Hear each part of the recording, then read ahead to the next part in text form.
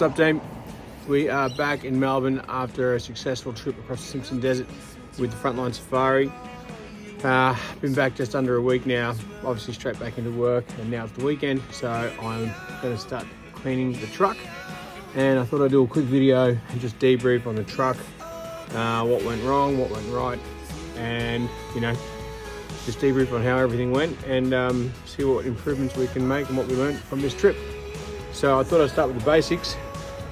I've got the motor in the front here. Now the motor is obviously still original.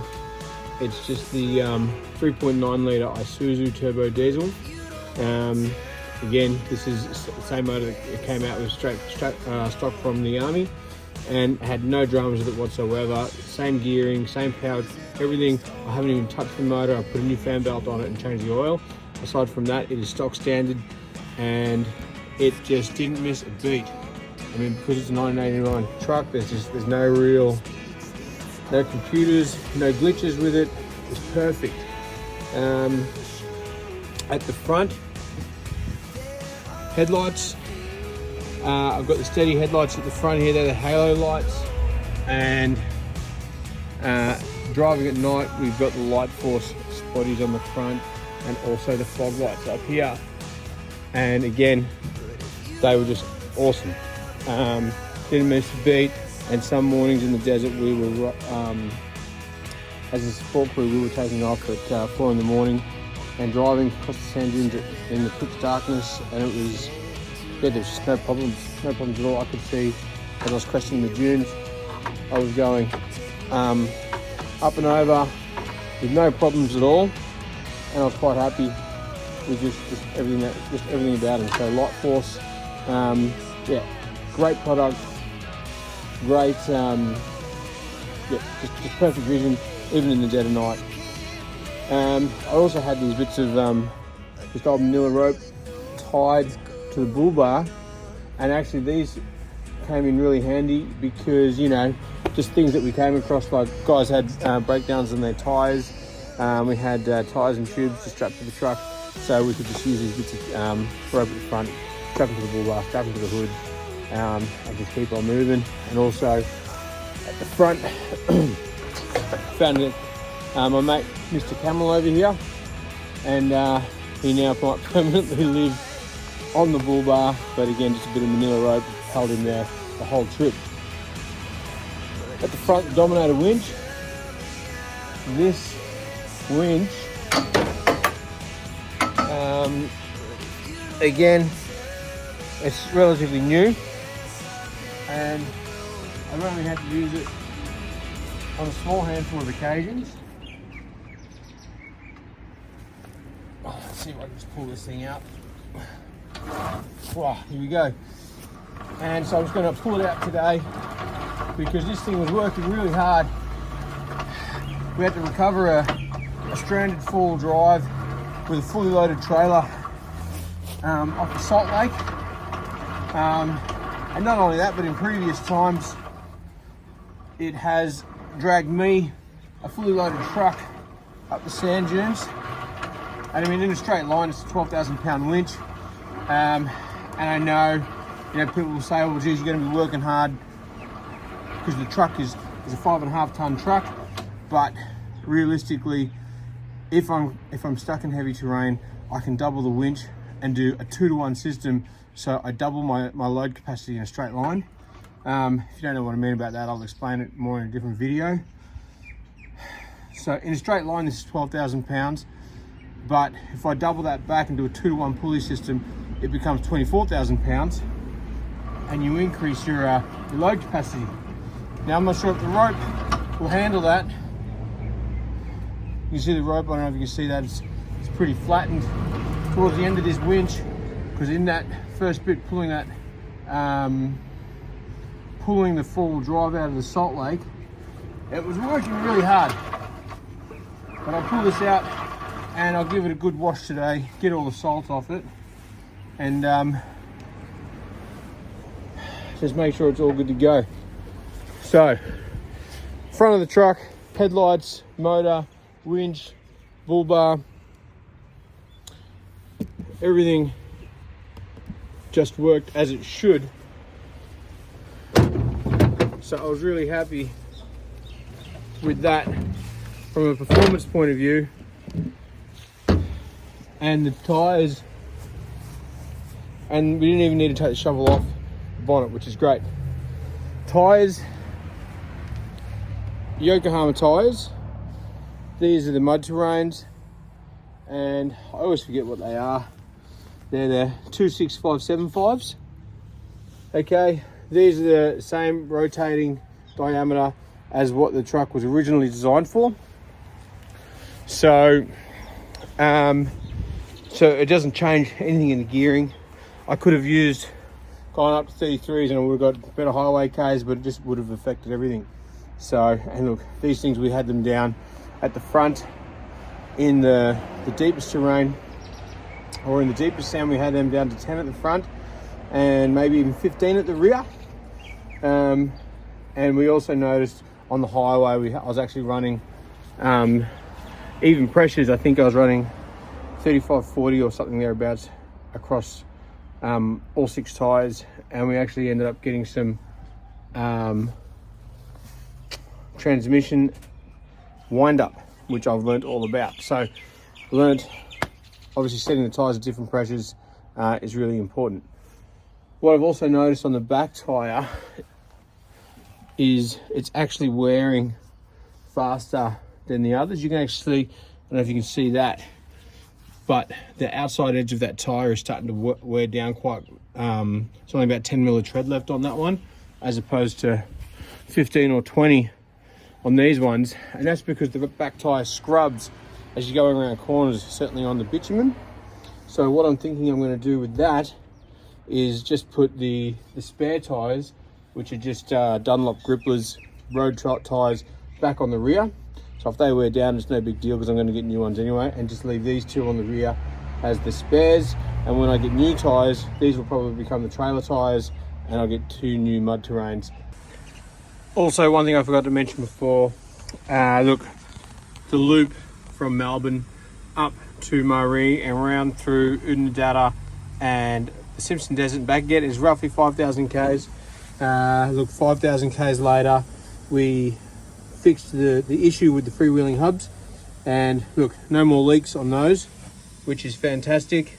So they've probably done just under 6,000 Ks now, and out of the whole trip, really, I only had to lock those in for the Simpson Desert component of it. So for the whole 5,000 Ks, that rear axle was probably only spinning for about 400 to 600 Ks of that. And look, I haven't been under there yet, but we checked it in Maree, and there was no issues with any of the drivetrain, any of the unis, or the cardinal joint on the rear prop shaft. So everything held together really well, and I'm just so stoked that after owning this truck for 2 years and doing all the work, it's starting to come together, and it's showing its capability and its reliability in the sand, fully loaded. But yes, freewheeling hubs, absolute winner.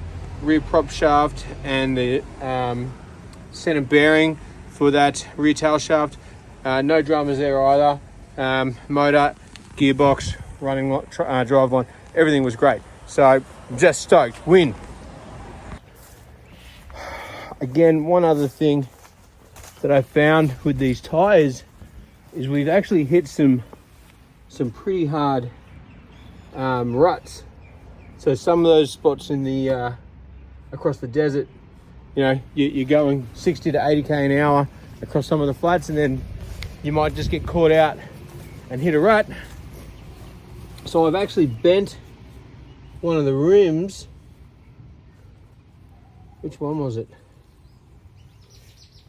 I bent one of the rims, and because there was one point where I just hit so hard, and I was in that moment when you're in the air and you feel the whole truck raise off the ground, or your whole vehicle raise off the ground, and you just think, oh shit, it's all over. I had one of those moments, and hit pretty hard. There's a dent right there, and I hit pretty hard. There it is. And so these at the time were running at about 10 psi, and amazingly, the tire just didn't pinch. I thought when I landed, I thought I was going to see both tires just shoot off in one direction each, and I just destroyed the truck. And amazingly, with 5 ton in the truck, fully loaded, racing across the desert like a Dakar truck, I've bent the rim, I've obviously pinched the tire, and that tire just held on. And so did the truck, and so did everything. So, again, amazed. Just amazed. Internally, you can see inside, it's a bit of a shit fight now. Everything's just covered in mud and dust. Look, there's obviously a fair bit of dust in the rear as well. I mean, people are throwing in bags, motorbike boots, motorbike gear, in and out for a week on end. So inside the canopy, everything is just coated in dust. Pretty happy that the doors seal quite well. But look, obviously with a bit of flexion, bit of twisting, bit of movement in the canopy, you can never get a 100% seal. But what I actually believe the issue to be is that obviously I went through a few river crossings and got some, I'll just pull all this out. Got some water on my feet. So obviously there's some holes in the firewall in here somewhere, up under those pedals, which I just need to address, because obviously dust is coming through the windows, it's coming through the vents, and it's just moving straight up into the gun hatch and straight into the rear cargo area, and just coating everything with dust. So I've probably got to spend a bit of time in the front of the vehicle putting some soundproofing in, redoing the upholstery, sealing up all the holes in the firewall, and trying to make it a little bit more comfortable to drive to reduce the noise pollution, and B, stop or restrict the dust from coming through. And again, I'll put a cover over the hatch opening. Compressor was just so invaluable. Even a few times we stopped, got to some real outback roadhouses, and I wanted to air up, and they just didn't have compressors at their roadhouses, or their compressors were out of order or broken, which happens a lot at servos, as you all probably know. So not only did we use this to air up the truck, but we used it to air up other vehicles. Guys were pulling up every night to put air in their own tires on their motorbikes. So this was and that is just a if you look up there, it's just a small Chicago air compressor, and it just, yeah, was awesome. It was really awesome. On the rear here, before we left, I just added these chains onto the drop down. So now this is like a workbench here. And that actually did turn out handy as well, because I was putting jerry cans on here and guys were rolling in, like the Exxon Valdez. And I could just reload guys with fuel and just have them all in a line rolling out. So it was a really great space to work with. Let me just do that. Oh, I accidentally stole the bread crate from the Marie pub. Sorry, Phil and Maria. I did promise I was going to get this back to you. And I totally forgot about it. So I have your milk crate. I'll bring it back next year. And we also brought a generator with us, because look, we weren't sure about what the weather was going to do. If it was going to be really overcast and cloudy, then the solar panels wouldn't have charged up as they needed to. But we were really lucky to have great weather every day. So the battery packs, the batteries never really reduced down to less than 75%. And look, obviously we were driving all day, every day. So the alternator was also charging the other batteries. And look, this little cutout on the back, there's a light up in here, so at night again we could sort of use this bench space to work out of. And this is where we just kept all our oils, 2-stroke oil, 4-stroke oil for the motorbikes, some additional oil for the truck because we did burn a bit of oil in the truck, and just look, you know, all that sort of stuff like siphon hoses. I had the snatch straps, an extra bits of strap just tucked in here, just on hand. So if we needed them, we could get them quickly, instead of trying to open up toolboxes and open up the big door and grab tools out and etc, etc. So this was a really handy space to have, but today I'm going to pull all this out and give it a good wash out. Small toolboxes underneath, jack in there, snatch straps. Again, we were so lucky we didn't have to use any of those for the truck. Obviously this is all my tire changing stuff, and there's some tire plugs in there, but I also painted these insides of these toolboxes white, just so as you're walking past the truck you see this big white spot, you know the toolboxes are open. Because a few times we have driven off in the past and forgotten that these were open, and thankfully we never lost anything out of them. But now you're walking past, you can just see a big white spot, you know the toolbox is open. But these were weather tight, watertight. Look, a lot of dust got in there, but c'est la vie, it is what it is. Let's have a look at the rear of the truck. Now, obviously on the rear of the truck, I've got a rear mounted winch plate with no winch on it, but it's actually proven to be just awesome because we can leave the tailgate down and strap the tailgate down so it doesn't flap around. And it just out of pure fluke, we can put that down, and we had that loaded with, not only with jerry cans that were full of fuel at the beginning of the trip, but we also had sleepers, like I think half a dozen railway sleepers strapped on the back, with all our cargo, and it didn't really affect our ability to use the back drawer. We could still get the fuel off if we needed it.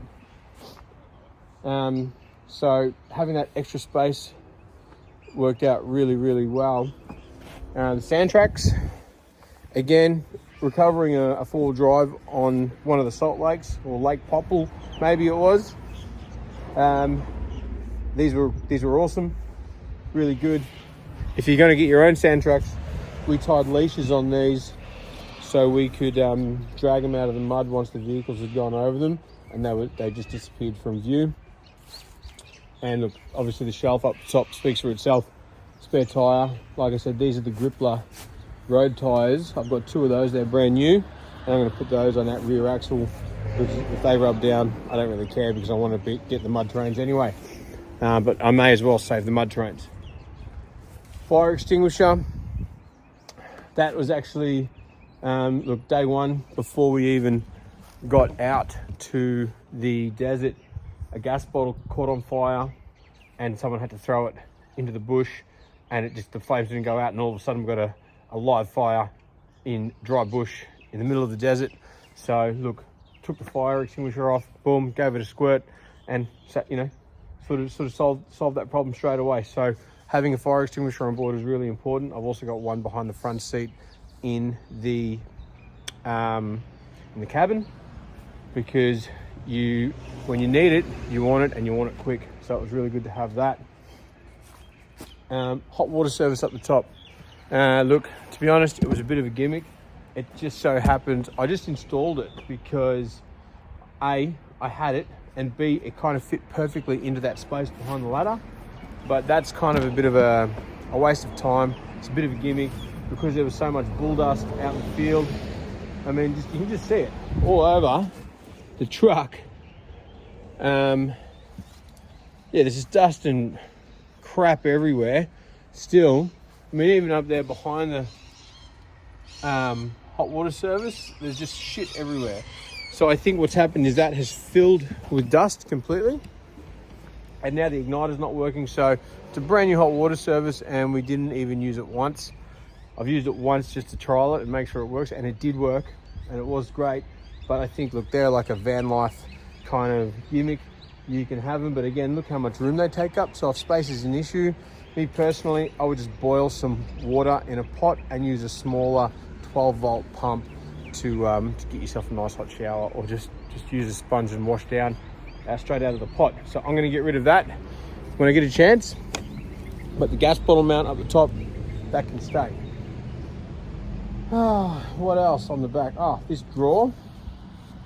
Look, this drawer, it's great in theory, but what I've found is the sliders where you can just see how much dust they've got, and as the drawer fills up with more and more kit, it becomes harder and harder and harder to slide in and out.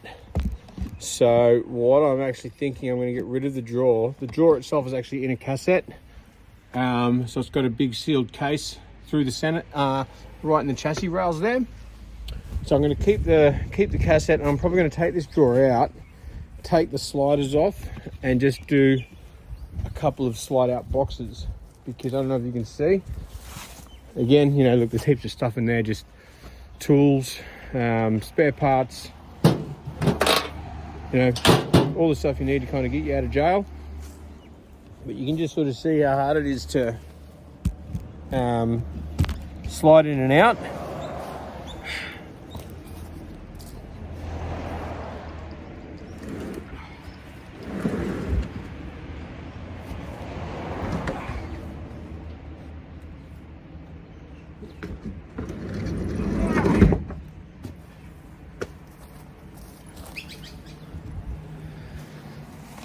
So unless, you know, you're a big strong lad, you're going to struggle getting that door open, or that drawer open. Wait, come out. You're going to struggle to get that drawer open in a hurry if you need to. So especially if you're like on a downhill incline or something like that, it's going to make it even tougher again. So what I'm thinking is I'll take the drawer out, and I will just make some smaller boxes and just put all that really heavy vehicle spare parts that you'll use only 1 in 100 years right at the very front, and put your sort of smaller hand tools, things you use on a regular basis, closer to the rear of the drawer, and just make it a smaller sealed boxes. We bent the winch plate a little bit, just because the sleepers that were on the back of the tailgate got hooked on a tree. We ripped the tree out of the ground, but that's okay. I can bend that back.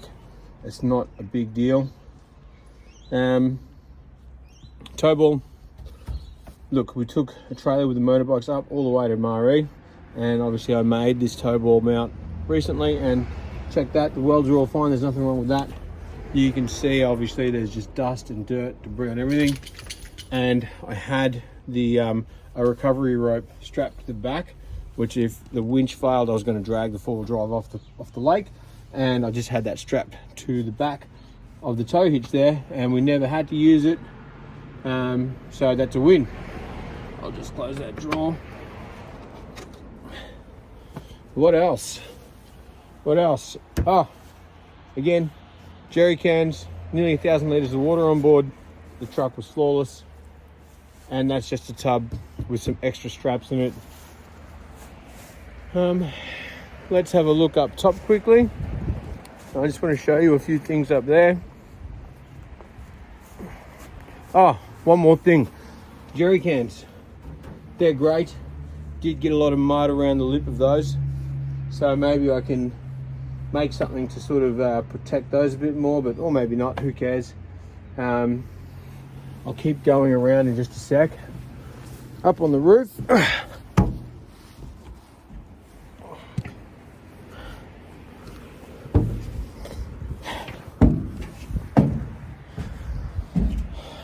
Okay, so up on the roof, look, we had the sand anchor and a prop shaft and a few other bits and pieces. Now, leaving Melbourne, we actually used some really heavy duty cable ties to secure all of this gear down, but even the really heavy duty cable ties failed, and we actually got up and had a look, and there's only a few bits and pieces holding this gear down. Because just the corrugations or the constant swaying and moving back and forth just cause them to fail. So grunt straps are your friend. So we use grunt straps and solar panel up on the top. Again, this grill in the winter sun kind of really restricts a lot of your solar panel absorbing the solar. So back to the drawing board with this one, because I want to obviously utilize this panel efficiently. So I'm going to get rid of that and work out a better way to protect the panel and utilize the sun. Access hatch there. No dust, no water, no debris came in, so that was a win. And there's not much else to report from up here. Roof is watertight. Win. Let me get down, I'll keep on this little...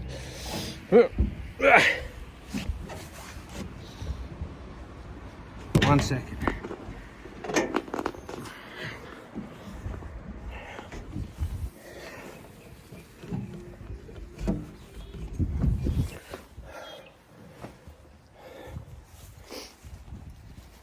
What else?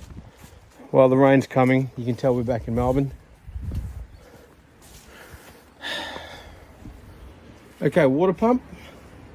So we did a volume calculation before we left. The water tank on board, 260 litres. And we installed a new top RG water gauge. And we wanted to get an actual calculation, but we never ended up actually emptying the tanks. So I don't know what the exact volume of the water tanks is. You can see if I turn this on now, give it a squirt. The tank is reading, I've still got 150 litres on board, but that's not accurate because I've actually tried to drain the tanks. In fact, that's what I'm going to do now.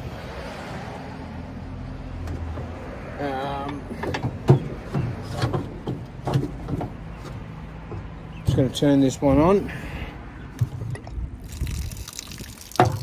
and I'm just going to let the water drain out of those tanks. Basically refill it, start again. In fact, I might as well just refill it from where it is. I'll refill it and start again and see how much these hold. But yeah, you can see in there the tank itself, or the pump itself, and the little pump house that we've had made in there worked a treat. Again, you can see all the dust, the debris underneath. So yeah, time to give this truck a real good wash off. I'll get the gurney out. And now this door. Look, the door is great, but because it's so big, what actually happens is you lose a lot of stability or strength in the actual structure of the canopy. Now, building this canopy, look, there was a whole lot of issues with building this canopy. It was rushed through. We were on a real tight timeline to get this thing done. That's a whole nother video. I'll talk about that in another video, but there are still a lot of things I want to do to strengthen and upgrade the canopy. So, but really what I want to do is I actually just want to get rid of this big door, even though it's great because we can get gear in the back really easy, and I've got all of this this mesh welded through the center to create more strength and just bracing through the whole structure. The door, I think, needs to go because it just doesn't seal very well. And you can see I've just tried to seal it with some extra silicone because when the door was welded, it twisted, and now we're just trying to we just have to try and do the best we can with what we got. And again, you can see all the dust on all the cooking gear, and even the fridge. This isn't all. None of this is permanent. Like, I just threw this kitchen in to get me through this expedition, and I just kind of built this shelf through the center of the truck to create more storage space. And again, this is all just temporary. It was just some leftover timber I had on site and some decking boards just to make it do for this trip. So it'll be back to the drawing board with that. The fridge was great. No problems at all with the fridge. But again, I don't like it mounted where it is. So we're going to change that. And I spoke about the batteries already. Look, they're at 77% now because we're back in Melbourne and there's just no sun. So I'm just going to put them on onto the 240 volt while it sits in the garage. And also the canopy. Look, there's actually a split in the canopy already up here that happened from the corrugations from another trip we did. So I've just taped that up, but that split in the seam is already starting to spread down the seam of the canopy here. So I'm gonna have to fix that, re-weld it. There's a whole lot of work I need to do on the canopy. So again, it's not quite finished. So there's a lot to look at in the truck. So again, it's just a bit of a debrief. Overall, the truck went really well. Mechanically, it went really well. It carried all the cargo really well. Everything worked as it should. But now we're back looking at all the things that need adjusting. Canopy door needs to be replaced.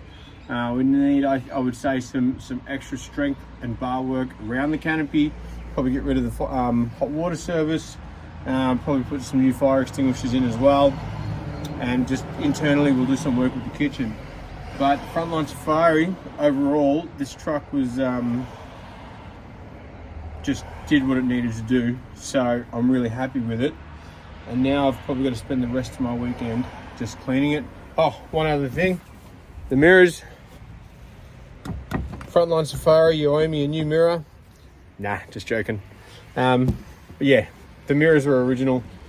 They have been on to replace list for a while, and now that we've finally lost them, I think it's time to put some new ones in. But look, as you can see, the rain has come. We're in beautiful Melbourne. Yay! And that's really it from the truck debrief. But I really need to get this mud off the truck and this salty, gritty soil, because I'll probably spend if the sun comes out, I'll just spend the whole weekend just cleaning around and washing it all off. But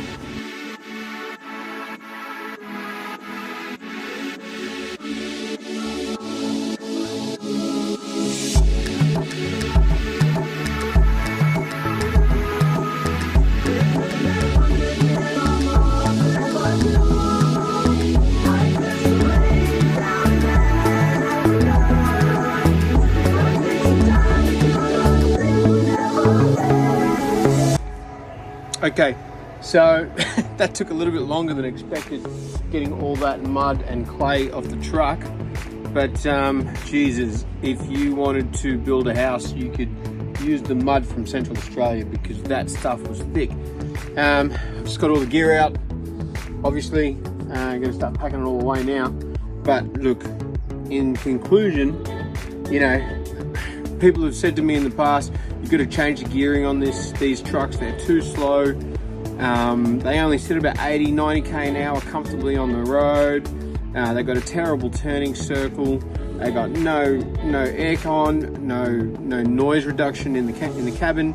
They've got no radio, and people go, geez, they're a piece of shit. But you know what? If you want all those things, if you want a nice neat turning circle, if you want air conditioning, power steering, cruise control, all those things, just buy a Hyundai. You know, but this truck behind me, like honestly, it is a 6-wheel drive, purpose-built, military spec, heavy-duty, heavy rigid, 5.5-ton truck designed specifically to cross some of the wildest terrain on the planet. And if that's what you want to do, then this is the truck you need, not some, modern day wild track or Land Cruiser or something like that. Although those will still do the job, this thing was just absolutely indestructible in the sand dunes, across the salt lakes, just anywhere it needed to, anywhere where I saw modern day 4 drives getting bogged, this thing just crawled up the dunes with not a single problem. You know, other vehicles out there were having problems with sensors, and one guy had a modern Ford Ranger, and his ambient climate sensor was failing, which was causing his dash lights to flicker on and off, which was causing his tire pressure sensor to malfunction, which is also telling him that all his tires were flat or overinflated, so he had to continuously get out and check the air pressure in his tires because his dash lights weren't working. And that's a brand new modern 4-wheel drive, whereas this thing, you know, it's literally designed that if it breaks you can fix it. It's simple. You know, I actually found that because the cabin was a bit noisier, when you're crawling through the sand dunes, you can hear the motor, so you can tell if there's something going amiss, and thankfully there wasn't. And look, you're right, it does have a terrible turning circle, and it does cruise at 90k an hour. And so what? I'm not driving this thing around roundabouts, and I'm not driving this thing through the suburbs, nor do I care if it's got air conditioning or not, because it is literally when you want it to perform, and that is in the field, in the heavy duty stuff, this thing just delivers in spades. So that's my little review of the Frontline Safari. I hope you've enjoyed it. The pooch is sick of me talking. So, mate, I just love this truck. I just absolutely love it. Thanks for watching, guys. Mate, there's a quick debrief. Yeah, still plenty more to come. Still a lot of work to do. Thanks for watching. Like and subscribe and hit that alerts button. But thanks for watching, guys. I'll get back to it. Cheers.